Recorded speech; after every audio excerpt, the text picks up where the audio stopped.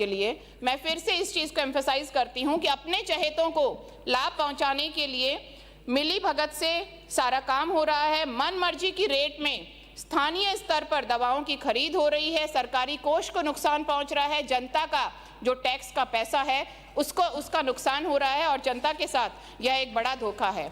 आप लोग ईश्वर के नाम पर वोट लेते हैं तो ईश्वर देख रहा है कि किस तरह से आप उन्हें सरकार जो स्वास्थ्य है उनका मूल अधिकार है वो भी ठीक से मुहैया नहीं करा पा रहे हैं। 500 अतिरिक्त ड्रग डिस्ट्रीब्यूशन सेंटर्स की बात आपने की, पर जब दवाएं ही तरीके से सुचारू रूप से उपलब्ध नहीं हैं तो ये किस तरह से कारगर साबित होंगे। कैल्शियम जैसी एक दवा जो गर्भवती महिलाओं को पूरे जो उनकी प्रेगनेंसी के दौरान प्रेस्क्राइब की जाती है, ऐसा एक सप्लीमेंट जो वृद्धजनों को भी प्रेस्क्राइब किया जाता है वो भी आपकी इस सप्लाई में अभी अवेलेबल नहीं है। सिरप पैरासिटामोल, सिरप साल्बिटामोल और बहुत सारी ऐसी दवाइयाँ, ये जो सिरप्स हैं ये बच्चों के लिए काम में ली जाती हैं। जब यह सरकारी सिस्टम में उपलब्ध नहीं होती हैं तो या तो इनके जैसा मैंने कहा कम सुरक्षित ऑल्टरनेटिव्स डॉक्टर को देने पड़ते हैं या मजबूरी में जो मरीज है उसे बाहर से इनकी खरीद करनी पड़ती है। तो इस चीज़ पर आपके मंत्रालय को बहुत गंभीरता से ध्यान देना चाहिए कि इतनी सुंदर योजना को आपने जो बंटाधार किया है वो उसके लिए जनता आपको ज़रूर कोस रही है। और एक और खेद का विषय है कि कफ सिरप का जो कांड हुआ था उसमें केयॉन्स कंपनी की सभी 29 दवाइयों को से प्रतिबंध हटाने में RMSCL ने बहुत ही सक्रियता दिखाई। रेट कॉन्ट्रैक्ट्स जो ज़रूरी दवाइयों के हैं, एसेंशियल ड्रग लिस्ट में हैं, उनके कॉन्ट्रैक्ट्स नहीं हो पा रहे हैं, मगर उन दवाइयों पर से, उस कंपनी की दवाइयों पर से प्रतिबंध हटाने के लिए बहुत फटाफट जल्दबाजी करके उस कंपनी को इन्होंने अनुग्रहित किया। और ये दिखाता है कि बच्चे की मौत, परिवार और सिस्टम प्रभावशाली लोगों के सामने बिल्कुल बेबस है और पैसा जीत जाता है। मंत्री महोदय, आप हमें ज़रूर अवगत कराएं कि आज ये मैं राजनीति से ऊपर होकर परे होकर हम अगर बात करें तो WHO जो मानक हैं उनका अनुसरण करते हुए राज्य में कितनी PHC, CHC, ट्रॉमा सेंटर्स हैं जहां पर डॉक्टर्स, पैरामेडिकल स्टाफ और सभी संसाधन हमारे पास उपलब्ध हैं और वो वेल इक्विप्ड सेंटर्स हैं। मैं अगर मेरे चोमू में कालाडेरा क्षेत्र की बात करूं तो वहाँ CHC है जो संसाधनों से तो पूर्ण है ही नहीं, पर वहाँ 2.5 साल से हमारे पास स्त्री रोग विशेषज्ञ नहीं हैं। वो एक बड़ा एरिया है, बड़ी जनता को कैटर करता है। वहाँ की प्रसूताओं को वहाँ से प्राइवेट सेंटर्स में जाना पड़ता है या वहाँ से बहुत दूर जो CHC हैं वहाँ पर जाना पड़ता है। तो ये एक सरकार की एक बहुत बड़ी फेलियर है। ट्रॉमा सेंटर्स की हम बात करें तो ट्रॉमा सेंटर्स को हमने सिर्फ नाम दे रखा है, पर कितने ट्रॉमा सेंटर्स हैं, हम अगर SMS की बात ना करें, टर्शियरी सेंटर की बात ना करें, मेडिकल कॉलेजेस की ना बात करें, तो कितने ट्रॉमा सेंटर्स हैं जहां पर हम पॉली ट्रॉमा का अच्छे से इलाज कर पा रहे हैं। अगर हम इस चीज़ में स्टडी करेंगे तो ज़्यादातर जो ट्रॉमा सेंटर्स हमने नाम के लिए अभी बना रखे हैं, आपने 2.5 साल में उनको वेल इक्विप नहीं किया है, वो सभी ट्रॉमा सेंटर्स, नाम के ट्रॉमा सेंटर्स सभी मरीजों को टर्शियरी सेंटर्स पे रेफ़र कर रहे हैं और लोग इलाज से वंचित रह रहे हैं। और इसी बीच एक और बहुत ही आश्चर्यजनक न्यूज़ पढ़ने को मिली जोधपुर और जैसलमेर से। न्यूज़ का शीर्षक था, अब डॉक्टर्स भी कुत्ते भगाएंगे। टीचर्स को आपने पहले इसमें लिया, फिर आप डॉक्टर्स को इसमें ला रहे हैं। तो आपके अधिकारियों को इतनी जिम्मेदारी और इतनी संवेदनशीलता रखनी चाहिए कि हमारे पास डॉक्टर्स इलाज के लिए अभी उपलब्ध नहीं हैं, हमारी CHCs, PHCs खाली पड़ी हैं और आप इस तरह के अगर कोई ऑर्डर्स निकालते हैं तो उसमें उन्हें शर्म आनी चाहिए। कामों में अनियमितताएं और मेडिकल में भ्रष्टाचार क्यों ना हो, मंत्री महोदय ज़रूर अवगत कराएं कि कितने जिलों में ऐसे CMHOs हमने लगा रखे हैं जिन पर पहले से कोई भ्रष्टाचार के आरोप चल रहे हैं, जिन पर कोई जांच चल रही हैं और जिनको अनुभव और वरिष्ठता इनके नियमों का उल्लंघन करके उच्च अधिकारियों ने अपने निजी लोगों को ऑब्लाइज करने के लिए वहां पर लगा रखे हैं। अगर जिन लोगों पे पहले से भ्रष्टाचार के आरोप हैं उन पर कार्रवाई नहीं हो रही है और उनको आप ऐसा जिम्मेदार वाला पद देते हैं तो ये आपकी तरफ से सुनिश्चित करता है कि आप लोगों की भी भ्रष्टाचार में पूरी तरह से संलिप्तता है। माँ योजना, आपने नाम बदल दिया, चिरंजीवी योजना नाम था, हमने बहुत अच्छे से लोगों को इलाज सुलभ कराया, पर आज इस माँ योजना की जो शिकायत पोर्टल है उसको आपने बहुत कमज़ोर कर दिया है। जिस आदमी को कहीं भी इलाज उपलब्ध नहीं हो रहा है, हमारे कांग्रेस सरकार के वक्त में उसके लिए सरकार प्रतिबद्ध थी, मगर आज लोग दर दर की ठोकरें खाने के लिए मजबूर हैं और अपनी ज़मीनें बेचकर इलाज कराने के लिए मजबूर हैं, क्योंकि सरकार इसके लिए ज़रा भी गंभीर नहीं है। माँ योजना में महिला स्वास्थ्य की अगर हम बात करें, बजट में कहा गया है कि महिला स्वास्थ्य को लेकर सरकार बड़ी संवेदनशील है। इन्फेंट मॉर्टेलिटी रेट को कम करने का टारगेट है, मैटरनल मॉर्टेलिटी रेट कम करने का टारगेट है, पर तीसरे बजट में भी आप एक महत्वपूर्ण घोषणा नहीं कर पाए। वो घोषणा है गर्भवती महिलाओं को प्राइवेट हॉस्पिटल्स में भी प्रसव की सुविधा उपलब्ध होनी चाहिए, ताकि हमारी महिलाओं को उनके स्वास्थ्य का अधिकार मिल सके। सरकारी अस्पताल, सभी जो भी मैटरनिटी अस्पताल हैं, चाहे हम जनाना अस्पताल जयपुर में लें, गणगौरी अस्पताल लें, कांवटिया लें, या फिर अगर हम ग्रामीण इलाकों में CHC PHC की बात करें, तो वो सभी पूरे संसाधनों से इक्विप्ड नहीं हैं, कहीं पे डॉक्टर्स नहीं हैं, और जो कॉम्प्लिकेटेड प्रेगनेंसीज होती हैं वहाँ पर लोगों को इलाज नहीं मिल पाता है। अभी हमने देखा कुछ ही समय पहले रिंगस में भी एक महिला की और उसके बच्चे की मौत हुई, क्योंकि वो वहाँ पर जो CHC थी वो वेल इक्विप्ड नहीं थी, वहाँ पे ब्लड की कोई सुविधा नहीं थी। तो इस प्राइवेट सेक्टर में, इस मैटरनिटी सेक्टर में प्राइवेट सेक्टर एक बहुत अहम भूमिका अपनी अदा करता है। आपने बहुत सारे एरियाज़ में प्राइवेट हॉस्पिटल्स को स्टेक होल्डर्स बनाया है। तो मैं आपसे अनुरोध करना चाहूँगी, परिवर्तित बजट में आप ये घोषणा ज़रूर करें कि हमारी महिलाओं को, गर्भवती महिलाओं को उनका अधिकार मिले और वो प्राइवेट हॉस्पिटल्स में भी अपने डिलीवरी करा सकें। ट्रांसप्लांट्स, किडनी ट्रांसप्लांट्स, क्योंकि बढ़ती बीमारियां हैं तो किडनी ट्रांसप्लांट्स आजकल बहुत एक साधारण सी समस्या हो गई है। जो हमने, बहुत सारे सदस्यों ने ये चीज़ का सामना किया होगा, किडनी ट्रांसप्लांट के लिए लोग आते हैं, हर जगह पे किडनी ट्रांसप्लांट माँ योजना में उपलब्ध नहीं है। टर्शरी सेंटर्स पे लोग जाते हैं तो वहाँ गरीब से गरीब व्यक्ति आता है और कहता है कि इलाज तो हमें माँ योजना में मिल रहा है, पर उसके अतिरिक्त हमें जेब से कम 3-4 लाख की दवाइयाँ, 3-4 लाख की जांचें करानी पड़ रही हैं। तो इसमें मेरा सुझाव है कि एक बार इस चीज़ को अच्छे से इस पर स्टडी कराई जाए कि मरीज़ को कहाँ पर ये जो सुविधा है वो ठीक से नहीं मिल पा रही है और उसको जेब से पैसे लोग हम लोगों से आकर बोलते हैं कि आप विधायक कोष से हमें कुछ पैसा जारी कराएं और हमें ज़मीन बेचनी पड़ रही है। तो ट्रांसप्लांट को हम सुगम क्यों नहीं बना पा रहे हैं, इसके लिए हम लोगों को एक बार गंभीरता से विचार करना चाहिए। एक मुद्दा जो महिलाओं का ही है, मेंस्ट्रुअल हाइजीन को प्रमोट करने के लिए हमारी कांग्रेस सरकार ने इंदिरा गांधी जी की जयंती पर 19 नवंबर 2021 को उड़ान शक्ति योजना शुरू की थी और नेशनल फैमिली हेल्थ सर्वे 4 का 2015-16 का सर्वे का रिपोर्ट है, जिसके अनुसार सिर्फ 47.9% महिलाएं हैं वो सैनिटरी नैपकिन्स इस्तेमाल कर पाती हैं। महिलाओं के स्वास्थ्य को प्रमोट करने के लिए जो हमेशा कांग्रेस सरकार का महिला स्वास्थ्य एक प्राथमिकता रहा है, हमने उसको प्रमोट करने के लिए हमारी सरकार ने ये योजना शुरू की और इसके अंतर्गत स्कूल, कॉलेज और आंगनवाड़ी लेवल पे 11 से 45 वर्ष की महिलाओं को निःशुल्क सैनिटरी पैड्स उपलब्ध कराने के लिए हमने उनको वादा किया।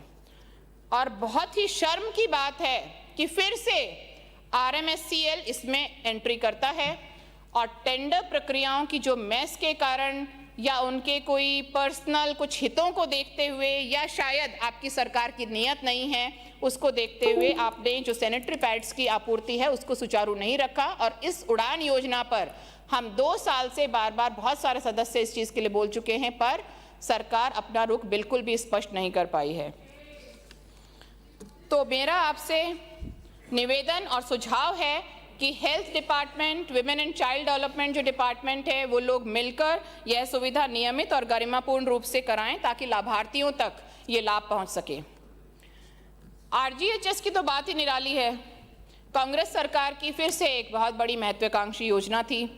सरकारी कर्मचारियों को इसने उनके लिए एक बड़ा वरदान ये योजना साबित हुई, पर इसे भी आपकी सरकार ने पूरी तरह से कमज़ोर कर दिया। हॉस्पिटल्स, मेडिकल स्टोर्स का एक सैकड़ों करोड़ का पैसा आप नियमित रूप पर भुगतान नहीं कर पाते हैं। अगर आपको कोई नियमितता लगती है तो आप डेफिनेटली उन लोगों पर अपनी कार्रवाई करें, नियम अनुसार जो भी आपकी कार्रवाई बनती है, जो लोग भ्रष्टाचार में या गलत तरीकों में लिप्त हैं। पर जो लोग बिल्कुल क्लियर हैं, उन अस्पतालों को, उन स्टेक होल्डर्स को आपको उनका हित देखते हुए और मरीजों का हित देखते हुए उनका जो नियमित पेमेंट है वो ज़रूर करना चाहिए। और इस चीज़ पर हमारे पूर्व मुख्यमंत्री अशोक जी गहलोत ने भी अपनी व्यथा जाहिर की थी, क्योंकि 800 करोड़ से ज़्यादा का जो पेमेंट है वो लोगों का हॉस्पिटल्स का अटका हुआ था और उससे हॉस्पिटल्स ने कहा कि हम लोग आरजीएचएस में काम नहीं करेंगे। नुकसान किसका हुआ? आपकी सरकार का नहीं हुआ, नुकसान हुआ उन कर्मचारियों का जिनको इनसे, इस योजना से बहुत ही सुलभ जो उपचार है वो मिल रहा था। तो मेरा आपसे फिर से निवेदन है कि सभी लाभार्थियों के हितों को देखते हुए आरजीएचएस योजना या माँ योजना, उसको देखते हुए अस्पतालों को, स्टेक होल्डर्स को आप वक्त पर उनका जो भी पेमेंट होता है वो करें ताकि ये सुचारू रूप से चालू रह सके। एसएमएस, अभी मेरे से पूर्व वरिष्ठ सदस्य ने भी एसएमएस का जिक्र किया। एसएमएस हमारे देश के सबसे बड़े अस्पतालों में आता है और खेद का विषय है कि जो एमआरआई सेंटर है, इतने सालों से एसएमएस अस्पताल चल रहा है, पर कोई भी शायद इस पर विचार करने को तैयार नहीं है कि वहाँ पर जो एमआरआई सेंटर है वो भी प्राइवेट कंपनी द्वारा संचालित है। तो ये एक खेद का विषय है। आईपीडी टावर की बार बार बात होती है, आपका आधा कार्यकाल पूरा होने पे आया, पर एक कछुए की चाल से उसमें चल रहा है। आए दिन कोई न्यूज़ आती है, कभी उसकी पार्किंग की जो व्यवस्था है, कभी वो कंट्रोवर्सी में रहती है, कभी उसके बजट कंट्रोवर्सी में रहते हैं, मगर लोगों का उसका लाभ नहीं मिल पा रहा। जेके लोन के लिए आपने 500 करोड़ के टावर की घोषणा की और कुछ नई पीडियाट्रिक न्यूरोलॉजी जैसी ब्रांचेस की भी घोषणा की, तो ये अप्रिशिएबल है, पर निवेदन है कि और घोषणाओं की तरह ये सिर्फ कागजों में ना रहें और इनका क्रियान्वयन जल्दी किया जाए। बजट में कहा गया कि पंचायत स्तर पर आप आरोग्य शिविर आयोजित कराएंगे, नॉन कम्युनिकेबल डिजीजेस को देखते हुए, मैटरनल एंड चाइल्ड हेल्थ को देखते हुए और मेंटल हेल्थ को देखते हुए आपने उस पर फोकस करने की बात कही। अच्छी बात है अगर ये हो पाए तो, पर मैं पिछली बजट घोषणा की एक और आपकी घोषणा की बात करूंगी, जिसमें मुख्यमंत्री आयुष्मान आदर्श ग्राम पंचायत का एक बड़ा सा शगुफा आप लोगों ने छोड़ा था, जो अभी भी हवा में ही है। ना पंचायती राज को इसके बारे में मालूम कि ये योजना क्या है, ना स्वास्थ्य विभाग को इसके लिए कोई नॉलेज है, इसमें क्या इंडिकेटर्स हैं, कौन इसे मॉनिटर करेगा, कौन इसे देखेगा, इसके लिए किसी को कुछ नहीं पता। वो पिछले घोषणा, आपकी जो बजट घोषणा है उसका भाग थी और अभी भी सिर्फ वो कागजों में है। आपकी सरकार सिर्फ घोषणा करती है, प्रचार करती है और फिर भूल जाती है कि पिछले बजट में क्या था। तो आप इसका क्रियान्वयन अगर कर पाएँ तो अच्छी बात होगी। और मंत्री महोदय से मेरा निवेदन रहेगा कि इस योजना में पिछले साल से अब तक क्या प्रगति हुई, उससे ज़रूर आप सदन को अवगत कराएं। एक सरकार से मेरा सीधा सवाल है कि संविदा कर्मियों के लिए आप लोगों ने पिछले 2.25 साल में क्या किया। स्वास्थ्य विभाग में संविदा कर्मियों के नियमितीकरण की प्रक्रिया पिछले कांग्रेस सरकार के समय पूरी हो गई थी। फाइलें तैयार हैं, पात्रता तय है, ढांचा बना हुआ है, बस अंतिम आदेश रुका हुआ था, वो बाकी था जो आपकी सरकार को करना था। आपकी सरकार ने सभी संविदा कर्मियों को अधर झूल में रख दिया है। जिन लोगों ने कोविड में अपनी जान जोखिम में डाल दिन रात ड्यूटी की, आज वो खुद ही अपने करियर को लेकर असुरक्षा की भावना में जी रहे हैं। तो आप ज़रूर ये अपना रुख स्पष्ट करें कि आप संविदा कर्मियों का शोषण जारी रखेंगे या उन्हें अधिकार देने का भी आपका कोई मंशा है। रेगुलराइजेशन तो बात की बात है, आप तो उनके रूटीन जो मानदेय अभिवृद्धि है आप लोगों ने तो उसे भी रोक रखा है, जिसका नियम है कि सालाना 5% अभिवृद्धि होनी चाहिए। मैं आपका सदन का यहाँ पर ध्यान आकर्षित एक और मुद्दे पर करना चाहूँगी कि NRHM भर्ती को लेकर 18 साल से कोर्ट में केस चल रहा था। हाई कोर्ट में 2500 अभ्यर्थियों की नियुक्ति का जो केस लंबित था, उसमें डबल बेंच द्वारा सितंबर 2025 में आदेश दिया गया कि इन लोगों को नियुक्तियां दी जाए, मगर सरकार की इस तरफ कोई भी ध्यान नहीं है और ये लोग कंटेम्प्ट ऑफ कोर्ट में के लिए कोर्ट में जाने को तैयार हैं, मगर सरकार जो भर्तियों की बात करती है कि हमने इतनी भर्ती दी उतनी भर्ती दी, कोर्ट के आदेश के बावजूद आप 2500 नर्सिंग कर्मचारियों को भर्ती नहीं दे पा रहे हैं। बहुत समय से चिकित्सा विभाग से जुड़े हुए सभी जो डॉक्टर्स हैं वो अपने पृथक मेडिकल कैडर की बहुत लंबे टाइम से डिमांड रख रहे हैं, पर मुझे खेद है कि आपकी सरकार का इस पर कोई भी ध्यान नहीं है। आपके बजट को बहुत सुंदर सुंदर शब्दों से सजाया गया, तो आपने बहुत सारे अवार्ड्स भी इसमें घोषित किए हैं, तो एक अवार्ड उन अधिकारियों के लिए भी होना चाहिए जिन्होंने इतने सुंदर शब्दों से आपके बजट को सजाया, जैसे राज सुरक्षा, राज ममता, CM राइज, पर क्रियान्वयन करने की इन लोगों की कोई भी हमें मंशा नहीं लगती। तो एक अवार्ड तो कम से कम इन्हें देकर आप प्रोत्साहित जरूर करें। बजट में मानसिक स्वास्थ्य की बात की गई, राज ममता, पर कितना बजट आपने मानसिक स्वास्थ्य के इस फील्ड को दिया है, यहाँ पर इस बजट कितना बजट आवंटित किया गया है, इस पर कोई भी तरह की आपने बात नहीं की। राजमेश की हम बात करें, मेडिकल एजुकेशन पे हम आए, तो ये हम लोगों के लिए एक बहुत ही व्यथा का विषय है कि आज हम ऐसे डॉक्टर्स बना रहे हैं जो बिना फैकल्टीज के कॉलेज से निकल जाते हैं, पास आउट कर जाते हैं, और वो जब फील्ड में आते हैं तो हमें किस तरह का उपचार मिलेगा। अराजकता होने वाली है आने वाले समय में चिकित्सा के क्षेत्र में, क्योंकि अब तक जो लोग बहुत अपने गर्व से कहते थे कि हम डॉक्टर हैं और लोग अपने बच्चों को डॉक्टर बनाना चाहते थे, वही लोग अब अच्छा डॉक्टर ढूंढने के लिए दर दर भटकेंगे। संसाधनों की कमी से हमारे जो कॉलेजेस हैं वो जूझ रहे हैं। YouTube के माध्यम से मेडिकल की पढ़ाई हो रही है, और धौलपुर का एक मुझे किस्सा सुनने में आया, धौलपुर मेडिकल कॉलेज का, कि एक बैच फार्मा की बिना कोई फैकल्टी हुए उस साल को पास कर लेता है, पर पूरे टाइम में फार्मा की कोई फैकल्टी नहीं आती है।